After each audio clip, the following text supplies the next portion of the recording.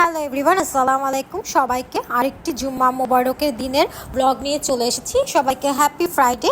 তো এই যে সকালবেলায় আজকে চিকি সে বাইরে রোদ দেখছিল, শয়তানি করছিল, তো ভাবলাম ওর ক্লিপ নেই। দেন আমি আর চিকি ব্রেকফাস্ট করতে বসে গিয়েছি। সে আমার পাশে দিয়ে উকি ঝুঁকি দিচ্ছিল, তাকে আমি নাস্তা খেতে বলছিলাম। সে বলছে তার পেট ভর, আজকে আমাদের বাসায় গেস্ট আসবে, তাই অনেক কিছুর আয়োজন করা হচ্ছিলো। এই যে দেখেন আমার বাসার অবস্থা, বাচ্চার মাদের বাসা যা অবস্থা হয় আর কি। দেন চিকিকে রেখে আমি চলে গিয়েছিলাম আজকের লাঞ্চের প্রিপারেশন নিতে। তো আজকে লাঞ্চে ছিল তেহারি আর গিলা কলিজা ভুনা। তো যে অলমোস্ট আমার তেহারি শেষ, যদিও সাথে কাবাব।